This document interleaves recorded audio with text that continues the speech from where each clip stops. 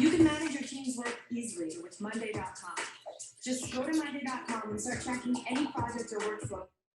Hi, I'm John Green. This is Crash Course World History, and today we're going to talk about the Cold War, which actually lasted into my lifetime, which means that I can bore you with stories from my past like your grandpa does. When I was a kid, they made us practice hiding under our desks in the event of a nuclear attack because, you know, school desks are super good at repelling radiation. Mr. Green, right, remember in elementary school there was this special guest who defected from the Soviet Union and he had like this crazy Russian accent. He kept going on about how Reagan should spit in Gorbachev's face instead of signing treaties with him. And I was like, whoa, dude, calm down. You're in a room full of third graders. And then for months afterward on the playground, we played Reagan, Gorbachev, and spit in each other's faces. Those were the days. Sometimes I forget that you're me from the past. Yeah, it's just really nice to talk to you and feel like you're listening. You're boring. Cue the intro.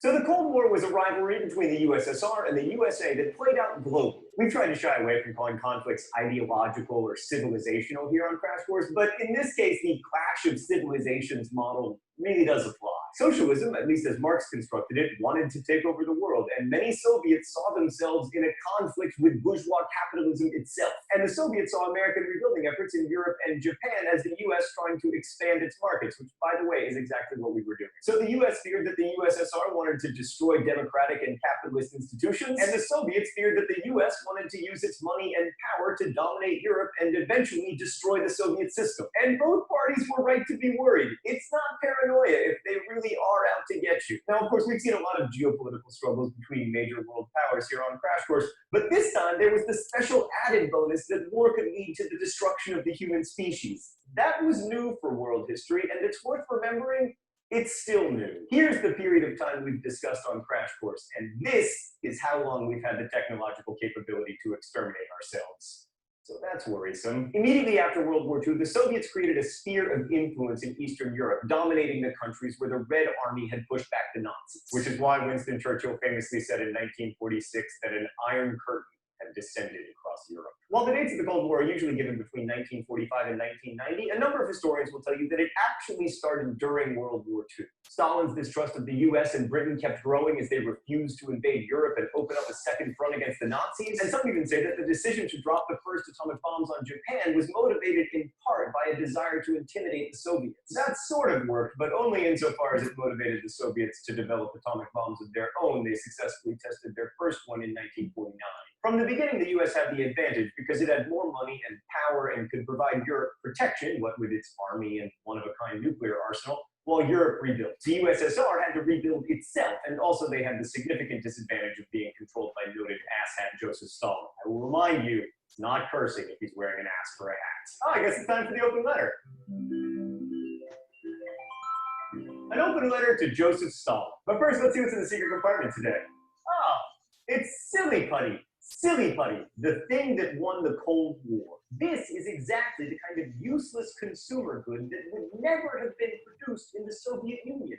And it is because we had so much more consumer spending on stuff like Silly Putty that we won the Cold War. Go team! Dear Joseph Stalin, you really sucked. There was a great moment in your life at your first wife's funeral when you said, "I don't think I shall ever love again." And then later, you had that wife's whole family killed. Putting aside the fact that you're responsible for tens of millions of deaths, I don't like you because of the way you treated your son Yakov. I mean, you were really mean to him, and then he shot himself, and he didn't die, and you said, he can't even shoot straight. And then later, when he was captured during World War II, you had a chance to exchange prisoners for him, but you declined. And then he died in a prison camp. You were a terrible leader, a terrible person, and a terrible father.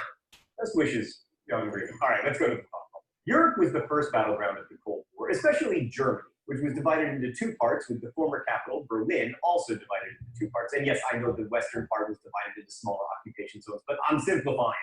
In 1948, the Soviets tried to cut off West Berlin by closing the main road that led into the city, but the Berlin airlift stopped. And then in 1961, the Soviets tried again, and this time they were much more successful, building a wall around West Berlin, although it's worth noting that the thing was up for less than 30 years. I mean, Meatloaf's career has lasted longer than the Berlin Wall did. The US response to the Soviets was a policy called containment. It basically involved stopping the spread of communism by standing up to the Soviets wherever they seemed to want to expand. Hi, everyone. Okay, so today is our short class, and I want to resume share, and not that one. I want to new share. And this is our debate topic for today. To South Koreans, the history of international influence of the United States is ultimately due to the fact that the U.S. wasn't destroyed by neighboring countries because it was protected by big oceans and surrounded by weak countries like Mexico to the south. And that explains why the U.S. Has been so powerful, because it hasn't had to deal with powerful neighbors in conflict, fighting war, recovering from war, and preparing for war. And so let me go, since we need to talk about the notes to make sure we get through them. I want to open up those notes, and let me find chapter 2 for the hook notes. And I think that's it. No, that's not it. Oh, there they are. Okay. So, new share, and here, share, and okay. So here you see what I think we've gotten through most of these notes: manifest destiny and so on, the expansion of the United States, open door, big stick in Latin America. We got through that. We talked about World War, we're up to the 20th century, right? So, the U.S. becomes involved in the First World War, and the U.S. stayed neutral until the United States was angered by German escalation of submarine warfare to try to defeat Britain by blocking British trade and commerce with the rest of the world to try to economically destroy it. And so the United States lost a ship that was sunk by a German submarine, and then also causing a tremendous amount of outrage in the United States, particularly among those segments of society that were pro-British in orientation, because the United States was originally founded, of course, by British settlers. And so there was a bias in American society towards British culture. And then the discovery that the Germans were also in some discussions with the Mexicans, in case the Americans decided to enter the war, that the Germans discussed with the Mexicans about offering Mexico part of the United States in return for Mexico intervening against the United States should the United States intervene in World War I against the Germans. So this is the so-called Zimmerman telegram that was intercepted. But I think that Woodrow Wilson, the President of the United States at the time, he was looking for a reason to enter the war because he was worried about what would happen if Germany won this war. Because by this point, the demands of the Germans and both sides in the war were after so much bloodshed and suffering, very, very radical. And so the United States decided to enter a major European war for the first time since the American were established. The United States was established as a separate country at the beginning of the 19th century in the War of 1812, which was part of a global conflict between France and Britain at the time. And so the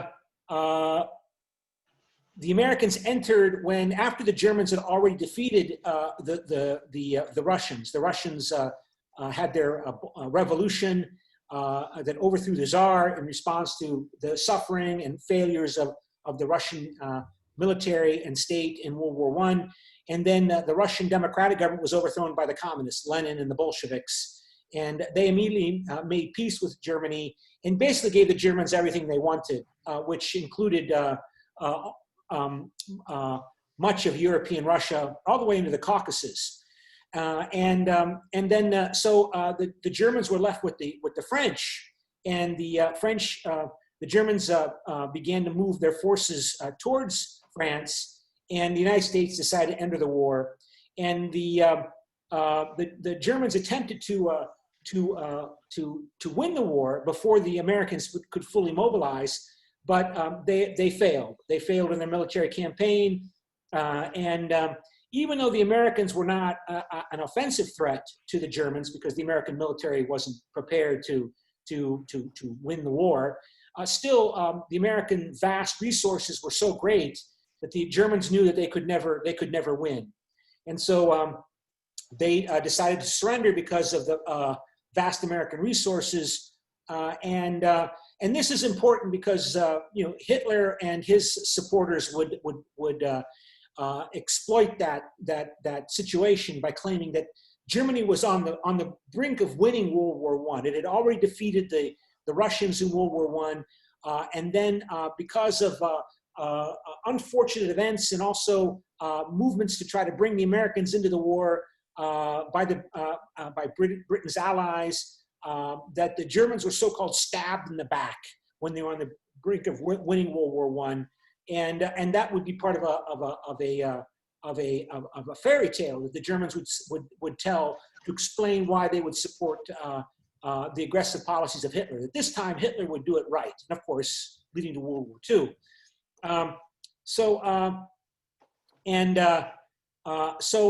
Of course, Woodrow Wilson declared that the United States was entering the war on highly moralistic terms, but he's not unusual in that regard. Countries typically claim that they're involved in expansionist foreign policy because they want to make the world a better place for everybody, not just for themselves. And the Americans claim that they were going to create a new world that would be a world that would be safe for democracy, make a world safe for democracy by defeating authoritarian regimes in Germany and Austria-Hungary, and World War I would spread self-determination, democracy, and that would undercut the sources of war in the form of archaic imperialistic regimes needing a warlike policy for those leaders in those archaic imperialistic regimes like the Kaiser in Germany, the Emperor in Austria-Hungary, or the Sultan in the Ottoman Empire, they needed conflict in order to mobilize their people to support them. So if you got rid of those archaic authoritarian traditional regimes and replaced them with independent countries for independent peoples with democratic governments, then the natural cooperative orientation of people to better themselves and their conditions for themselves and their families through business and trade and with regulation through democratically elected governments would naturally flourish, right? And so, and we would establish the League of Nations as a collective security system, which would be a public forum for addressing world conflicts in order to address the problems of the world in public forums, and no more secret treaties and security arrangements that were seen as being the source of World War I. That secret agreements between kings and emperors and so on, and presidents that, if you support me here, I'll support you there, and so on, and no more of that. We will resolve our conflicts through public diplomacy. And of course, Woodrow Wilson laid this out in his 14-point speech to the U.S. Congress, explaining why the U.S. was entering the war: to promote self-government, worldwide military disarmament, freedom of the seas, in other words, trade, open markets, and prohibition against secret diplomacy, secret agreements and pacts. And of course, we already described how the U.S. Refused to join it. Woodrow Wilson's own brainchild, the League of Nations, because Woodrow Wilson was unable to get the Senate to approve it by the required 2/3 majority vote. And for many people, of course, that failure to get the U.S. into the League of Nations was seen as one of the unfortunate outcomes, that if the U.S. had joined the League of Nations, maybe it would have been more proactive in preventing the dynamics and problems in Europe that led to the rise of fascism in Europe. We already mentioned the Kellogg-Briand Pact, and then onward to but of course, fascism did rise in Europe, and the League of Nations, with the Americans not involved directly in it, was unable to counteract the fascist Italy under Mussolini. Mussolini invaded Ethiopia, wanting to expand Italy's empire into Africa after, of course, the French and the British controlled most of Africa, along with the Spanish and the Portuguese. Ethiopia was one of the only countries left in Africa that had not been colonized by the Europeans, so they attacked Ethiopia. And the League of Nations did put sanctions on Italy. It did put sanctions, economic sanctions on Italy to punish Italy for occupying Ethiopia. And the economic sanctions were quite effective. According to what I've read, the economic sanctions on Italy had a significant economic impact on Italy. Italy was desperate. But then Hitler comes to power in 1933 and begins to make demands on bringing all of the German-speaking peoples into a greater Germany, including Austria, this country that was created at the end of World War I out of the wreckage of the Habsburg Empire. Austria is filled with German people, right, for the most part. And Hitler began his expansionism by demanding that all Germans should be allowed to join in one German Reich, so that the one German state, so that the German state would be able to stand up and fight for German national human rights and self-determination. So as Germany is putting pressure on Austria, the British and the French stopped putting pressure on Italy over Ethiopia because they wanted Italy to cooperate with them in stopping Hitler from annexing Austria, because Mussolini in Italy had been in power since, I think, 1922, since the early 1920s, and he had demands and pressures on Austria as well, and he didn't want the Germans to, at least at that stage, to annex Austria. So to get Italy to cooperate against German pressure on Austria, they removed the sanctions on Italy regarding Ethiopia. So and so those removed the sanctions on Italy. But keep in mind, the League of Nations was set up to try to prevent a repeat of World War I. And World War I was a conflict based upon mutual misperception of threat. The fascist regime in Italy and the Nazi regime in Germany, the world had not seen anything like that before. Maybe Napoleon's France had elements of that. Maybe Napoleon III's regime in France had elements of that. But these were intensely militaristic nationalist regimes in Italy under Mussolini and in Hitler under Germany. And we had never seen that kind of modern regime before.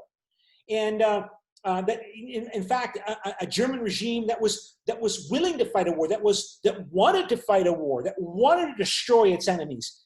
It was something that the leaders of Europe and the world really could not conceive of until it became obvious that this was a country, Germany under Hitler was a country that was quite willing to go to the war, and that was not motivated by fear, but by a desire to conquer, and that it thought it could conquer. And so the League of Nations was not really set up to deal with that. The Second World War begins, and the Americans become actively involved in Europe after the Japanese attack the American Navy base in Hawaii, and then Germany and Hitler 3 days later to support their Japanese ally declare war on the United States, which allowed Roosevelt, president of the U.S., to do what he wanted to do, which was intervene in the war, because he really believed that this if Germany won in Europe, it would be a serious problem for the United States, long-term dangerous situation for the United States. So U.S. entered the war and developed nuclear weapons and dropped them on Japan after Germany surrendered. And as I told you previously in other classes, right? The Americans came to believe that World War II happened because of the containment of the failure to contain Germany. That instead of containing Hitler's Germany, the British and the French tried to appease Hitler's Germany. And you cannot appease an aggressive power, was the lesson learned from World War II. The British and the French agreed to allow Germany to unify with Austria, to appease German demands. Of course, Hitler's claiming that he only wants self-determination in defense of German rights for Germans. That's the words coming out of Hitler's mouth, but those are lies, right? And and of course, by appeasing by Hitler's Germany, the German prevailing view at the time was that it had the option to conquer Europe because Europe was weak and decadent. The appeasement of Hitler, you see this, these PowerPoint slides I'm showing you, right? When London and Paris appeased Hitler, let him have Austria. Then he made demands on the Czech territories that contained German populations on the border of Germany, the so-called southern lands in English, the German word for the Sudeten, the southern lands in the Czech Republic. Hitler, after he annexed Austria, said, I want those territories that are in this country called Czechoslovakia, created in 1920, to be added to Germany as well. And again, they appeased Hitler at the Munich conference, where they appeased Hitler and let him take the German territories. And hopefully that would make Germany peaceful, right? But the assumptions behind appeasement were that the motivations for German foreign policy, that Germany was belligerent and loud and obnoxious in its rhetoric and Germans' demands because the Germans wanted respect after being humiliated by the Treaty of Versailles ending World War I, that they wanted to be treated as an equal with the rest of Europe, that they had the right to their own navy, their own air force, their own military, the right to be able to put their army anywhere on German territory, including on German territory on the border with France, right? That Germany wanted to be respected. Germany wanted unity. The Germans under one German state instead of being ruled by those cruel Czechs supposedly abusing German human rights as a minority in Czechoslovakia, right? This was the assumption behind the strategy of appeasement. And it was wrong. Germany was belligerent and loud and obnoxious because these were its foreign policy motivations. That Hitler saw a marvelous opportunity to make himself ruler of Europe. That Germany could acquire finally primacy in Europe by conquering and beating up those French and those nasty Poles and getting the Germans excited about the glory that Germany under the Hitler regime was acquiring for Germans in Germany, right? And how could Germany be motivated by this? This is a regime that's willing to fight wars. Germany under Hitler saw a marvelous opportunity. Keep in mind, this is the prevailing view during the Cold War, that the Soviet Union was a Russian version of Nazi Germany, that it was motivated something like this, that Stalin and the Soviet Union were motivated like this, and we could not make this mistake of appeasement again. And so, but go back to the German case, right? How could the Germans see this marvelous opportunity? Because the Germans thought that under Hitler, the prevailing view, not the only view, but the dominant view was that the West, the British, the French, the Americans, the Soviets, they are completely disorganized and unable to mobilize themselves, right? That it doesn't matter how big the populations of the Soviet Union and the United States and France and the British Empire are, and you count up how many miles of railroad and how many tons of steel they can produce, and that doesn't really matter. These are weak, decadent societies with weak, decadent governments that are unable to organize themselves, that don't know what they want. Their motivation is confused. Nobody's empowered. Nobody's in charge in London. Nobody's in charge in Paris. Stalin and then the Soviets are killing each other by the millions, right? They're disorganized to the point of confusion compared to Germany under Hitler, right? We Germans know what we want. We have fixed our problems. We are not in Great Depression. We are growing at exponential rates. We're an economic miracle, right? You know how many governments France had between 1920 and 1940? 40 governments. France had 40 different governments from the end of World War I until Hitler conquered it in World War II. 40 governments. This is during the Great Depression. Totally unable to organize themselves, right? They lack the will and determination that we Germans have. And people who don't see this are decadent and degenerate in our country as well. They're part of this infection that we need to clean out. And so if you appease this country, if you give its demands, if you give in to its demand, you're confirming It's perception that you lack the will and determination to resist. So again, keep that in mind. The reason why you students from Belgium and you Korean students are in this classroom and I'm here before you is because of the Cold War, the belief that we have to contain this actor. You don't appease it, you have to contain it. You have to show it that you have the will to resist. You have to show the communists in Moscow and their subalterns in Beijing and in Pyongyang that the West democratic countries have the will and determination to resist, and we will fight a war if necessary to contain communism in Korea, in Vietnam. We will contain them.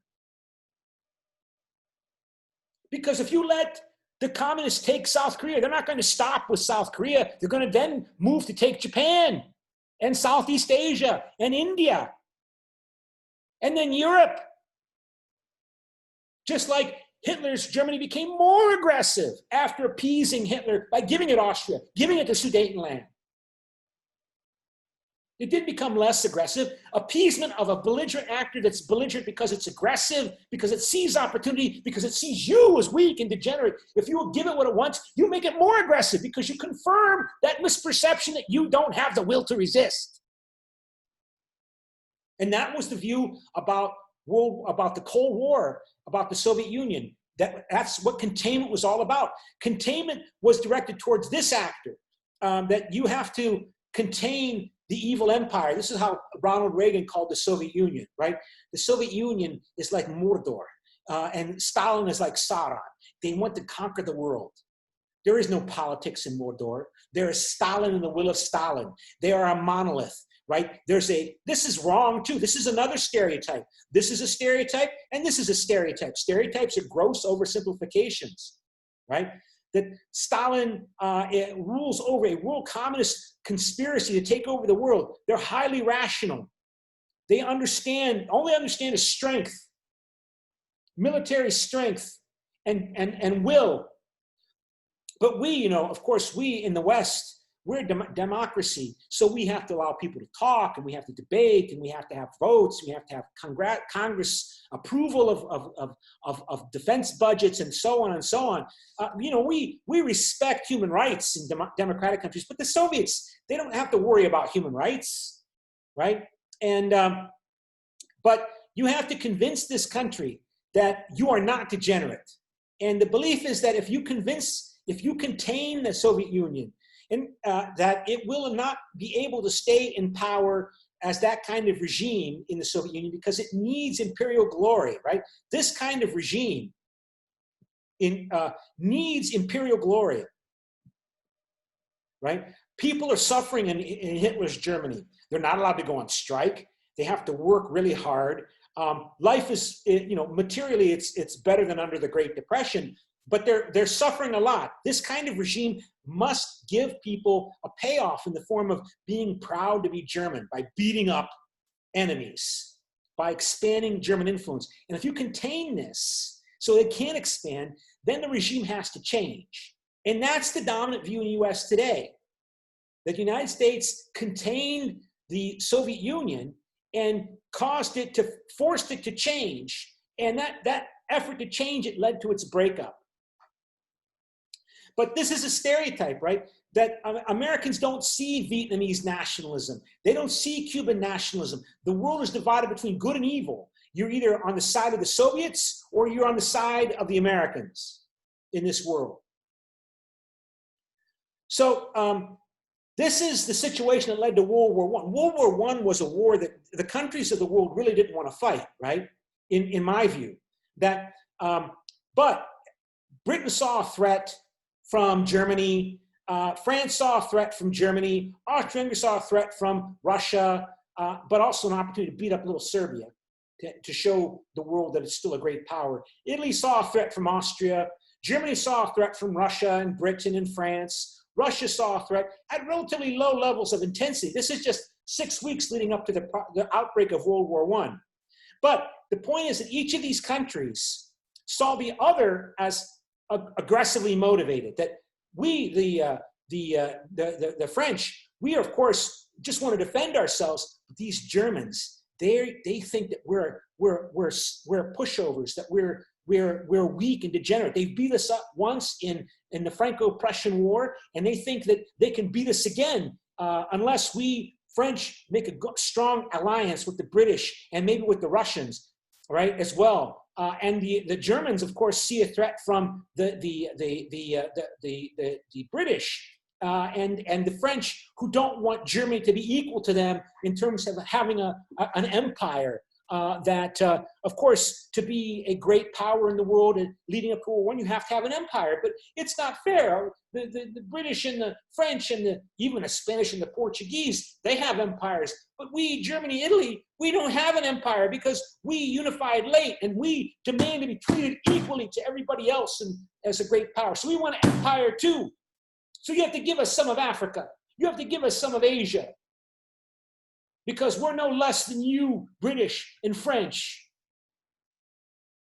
And of course, Austria decided to punish Serbia and conquer Serbia after Serbian nationalists, militants assassinated the Austrian crown prince because they wanted to encourage Serbian uprising in Austria to break away the Serbs and Slavic peoples in Austria, Hungary to join Serbia. So Austria attacked Serbia, and then Russia intervened to protect Serbia from Austria because Russia claims to be the defender of the Slavic peoples and the Orthodox peoples of Europe. The point is, World War I was a war that the countries of Europe really didn't want to fight. They were all defensively motivated, not only, but they were defensively motivated, but they misperceived the other guy as offensively motivated. And so we have to show them that we're not degenerate we're going to be strong and defend our interests. And as the crisis escalated, as the country started mobilizing the military, they panicked. And they thought that the first country to strike the first military blow would win. And so this led to a conflict escalation that produced World War I.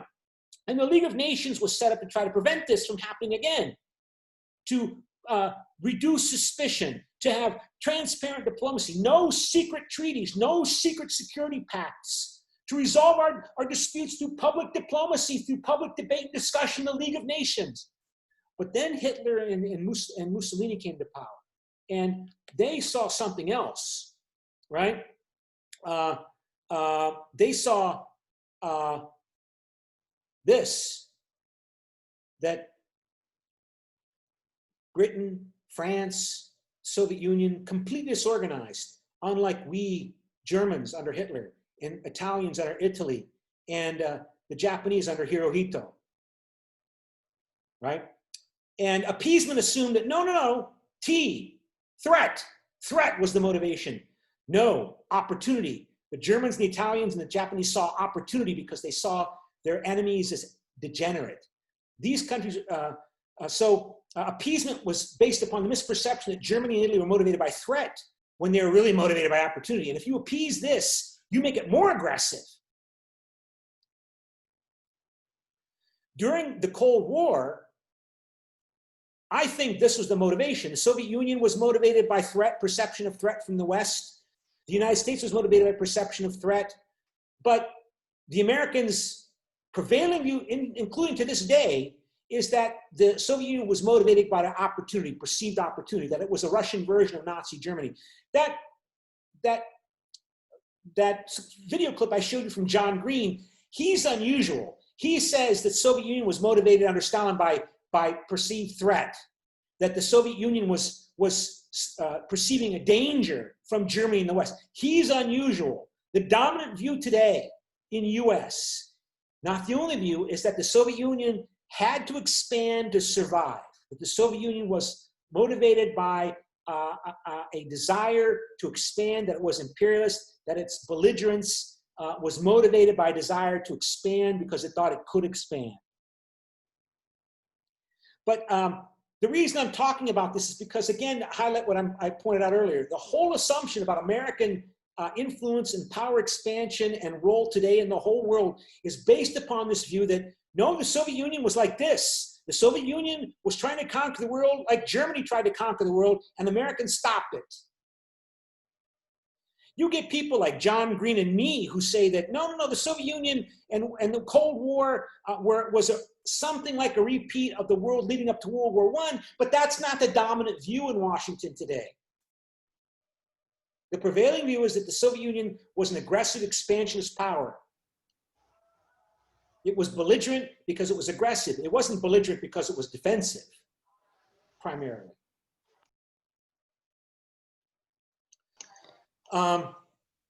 Okay, so back to the notes, and we'll come back to these notes. So the Cold War. What's different, of course, about the Cold War is now we have nuclear weapons. So you cannot have a direct war, but like you had in World War II, of course, and World War I, because of the danger of nuclear war. And so the conflict became more indirect between the Soviet Union and the United States, offering different models to the Koreans, to the Africans, to the Asians, to the Latin Americans about what's the best model to adopt for your country. And of course, they also fought their war through covert competition and intervention in other countries' politics to try to control those other countries so they don't join the communist camp or they do not join the American camp against the Soviet Union. So the conflict did not become a hot war because of nuclear weapons, which would have completely destroyed each side and the rest of the world as well. And so, but there was a lot of violence and bloodshed. Obviously, Koreans know about how many hundreds of thousands, maybe millions of people died in the Korean War, right? And in Vietnam and elsewhere. So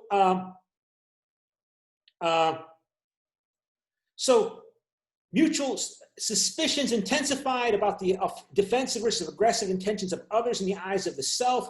So, but again, the view that the United States, and this was articulated by George Kennan in the U.S. State Department after World War II was over.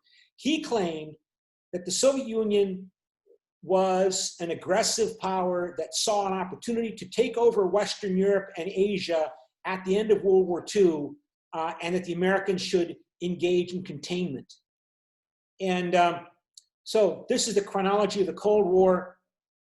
George Kennan devises containment strategy.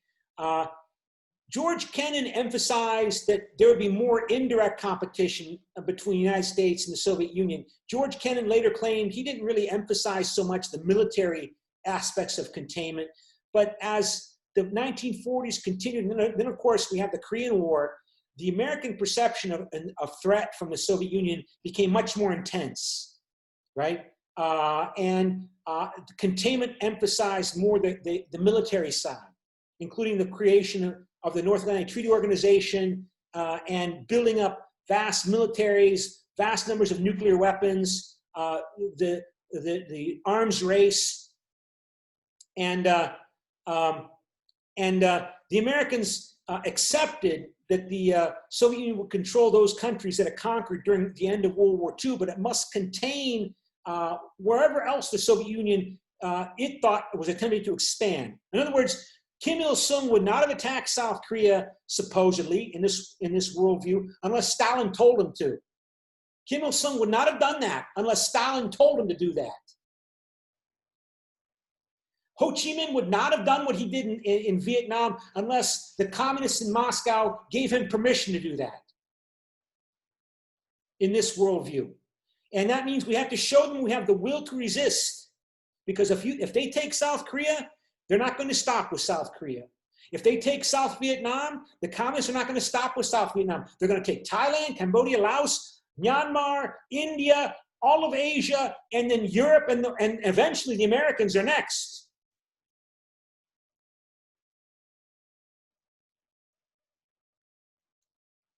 And okay, so the United States in this Cold War emphasized providing economic assistance as well as security assistance and covert assistance and direct assistance. Sometimes the Americans would overthrow regimes, like for example, Mossadegh's regime in Iran was overthrown in 1953 with the help of the British, because not primarily because the British were upset that Mohammed Mossadegh, the secular nationalist, a liberal Democrat prime minister of Iran, had nationalized the Anglo-Iranian oil company and taken a big chunk of Britain's investments in that country.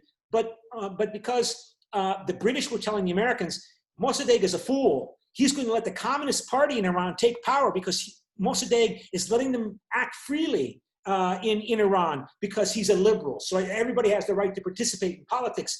Mossadegh is a fool. He doesn't understand the evil conspiratorial nature of the Communist Party under Stalin. So we have to get rid of Mossadegh before the communists take power in their own coup in Iran. And we have to put our friends in power who will suppress the communists in Iran. And then the Americans will pour in economic aid and military assistance and security assistance to make sure that Iran stays on the Western side and doesn't fall into the communist camp.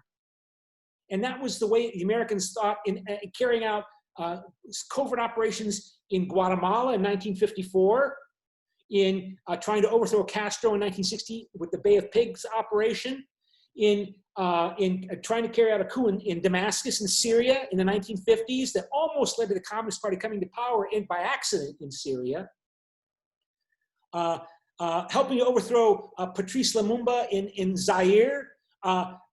Americans believe Nelson Mandela was working for the communists in South Africa, and they helped put him in jail.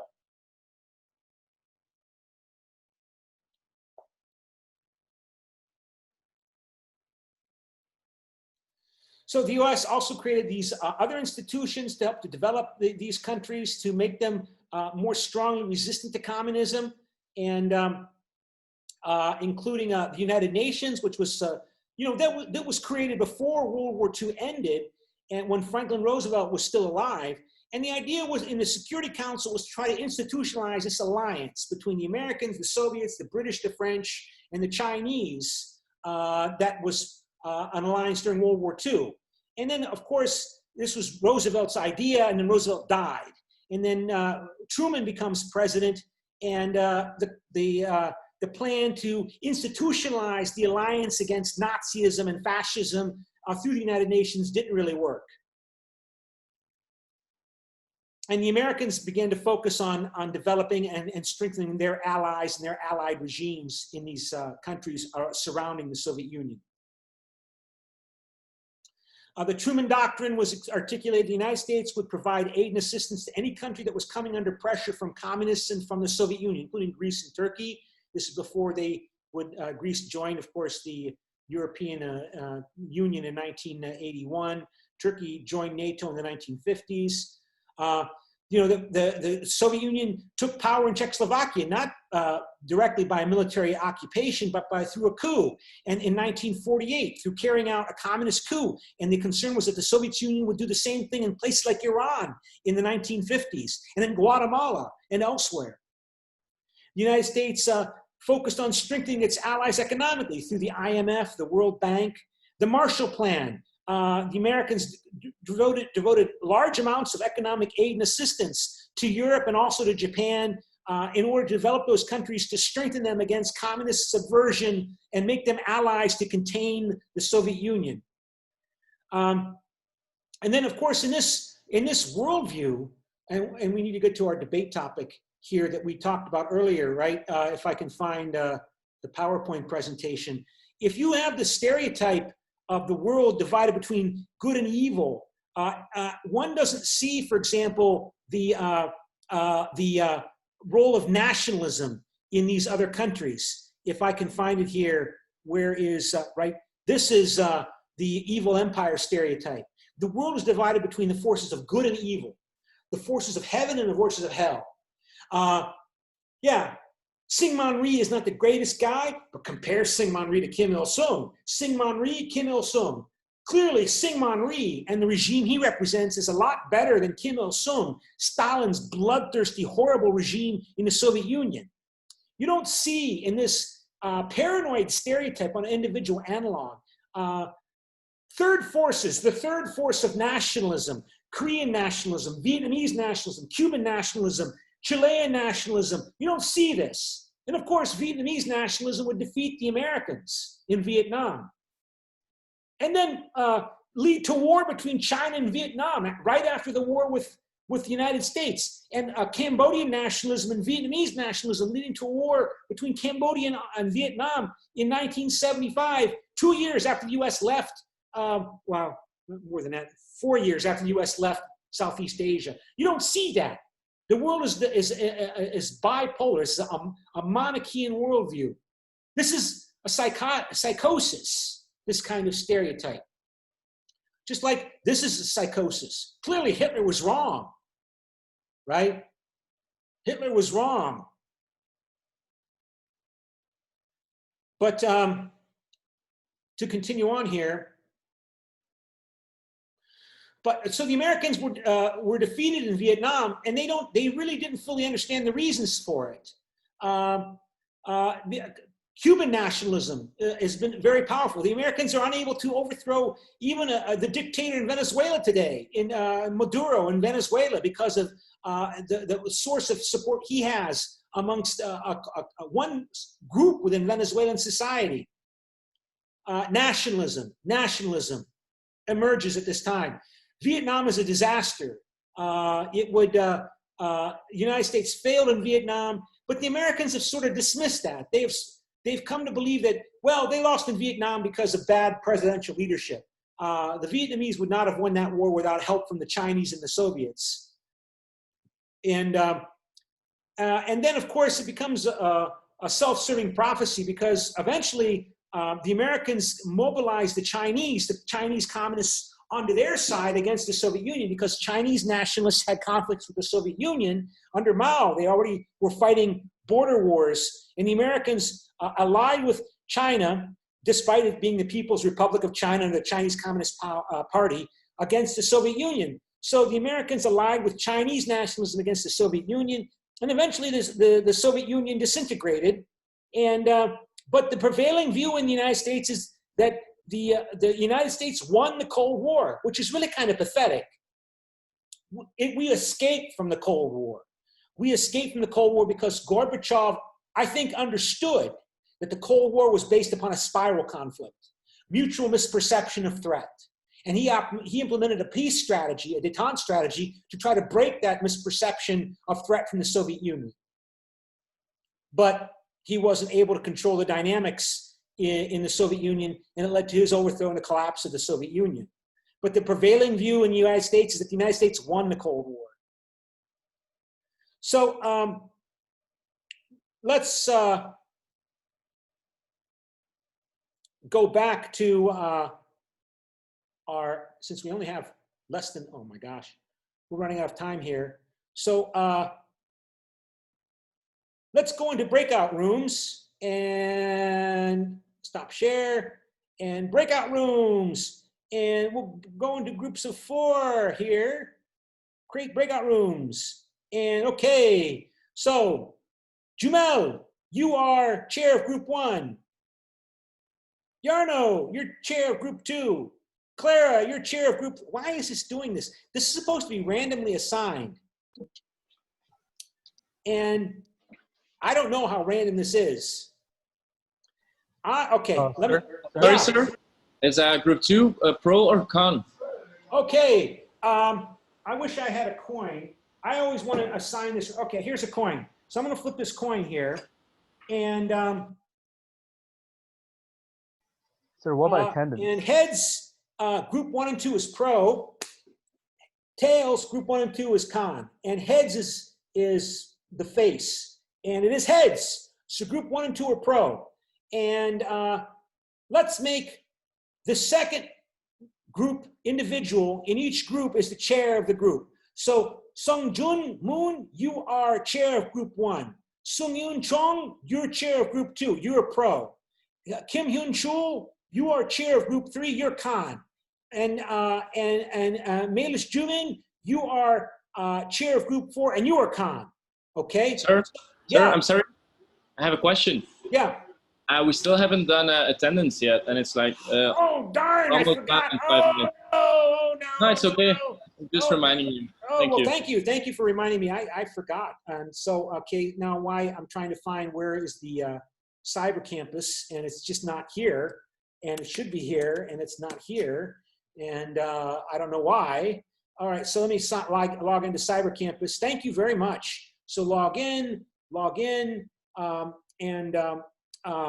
go to American Foreign Policy and go to attendance. Thank you for reminding me. Group 3, add, and smart attendance, and start attendance, and let me do share screen, and let's see, where did I go? Okay, and you see, there's the number 182. So please enter in that number into Cyber Campus. And I don't think I need to stay there, right? So the number is 182. So please go ahead and enter. So Pak Hyoryang, where's Pak Hyoryang? Where's Jumel? Hyoryang, Jumel, sign in. The number is 182. Okay, so I think I'm just going to shift from there and open all rooms and go. So, oh, what's that? New share. So here we go here, and we go here. So there you see your groups. So you are in your room. So the second member is Subin Ju. You are pro. Chung Sung Hyun, you are pro. Kim Hyun Chul, you are con. And Mavis Ju and you are con. You're the chair of those groups. So prepare your statements on the debate topic. And the debate topic is, let's see if I can find, where's the debate topic?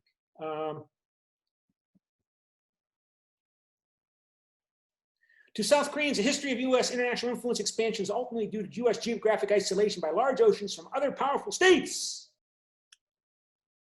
So, oh, we only have 4 minutes in our short class. So we need to go then back to the Zoom. And so we have to close all rooms. So you have 60 seconds.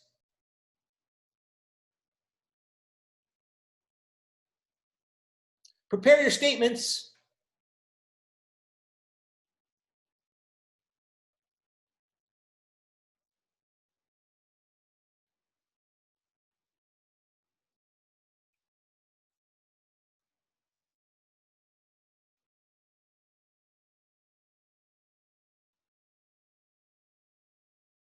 Thirty seconds.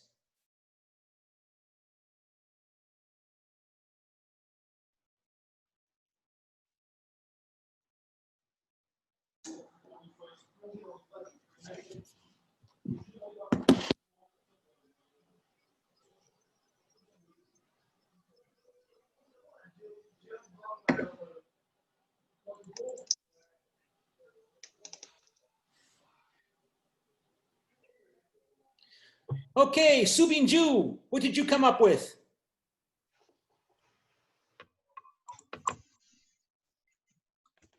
Subin. Hello, Subin. Yes. What is your pro statement? We were talking and it ended. We didn't have enough time. Well, what did you come up with? Actually, a weird statement is about pros. So even though we don't have enough time, so we cannot have much debate about this topic. But our opinion is that first of all, Monroe Doctrine is possible because of the geographical advantage of the United States, so that they can be less affected by Europeans. So so I think that was the first of the U.S. the international U.S. influenced the international power of the world. And second, by the World War I and II, U.S. actually, as we told before class, U.S. territory was not attacked by any bombs without the Pearl Harbor. So that is one of the great geological advantage of the United States. So they can influence international power. Yeah, so that's all. Okay, great. Good job. Chung Sung Hyun, your statement. Yeah, just keep it nice and short. yeah, America was surrounded by two large, barriers, and they pretty much had no real strong opponents. Like Canada is friendly, Mexico is, no offense, but weak. So they were able to turtle in and bide their time, build up strength, and whatever and whatnot. Okay. Okay, Khan, Kim Hyun Chul, what is your statement? Actually, we have some problem with the connection to get into the room, so we had no time to have this conversation. Clara, do you have a statement?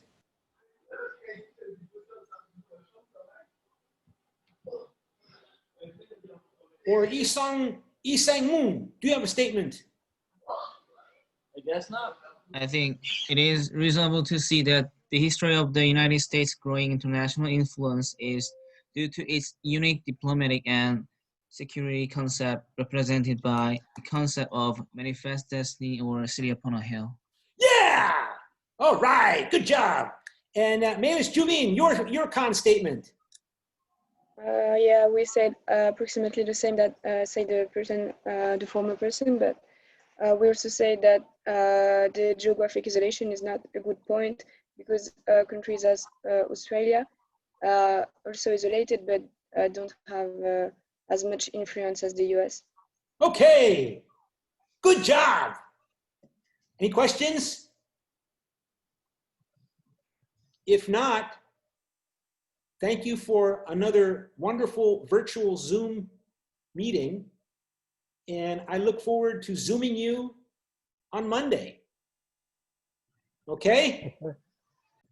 Thank you. And, Yes, thank you, Professor. and stay safe, wear a mask, and don't infect anybody. Okay, thank you. Okay. Bye. Bye. Thank you, Professor. Yep.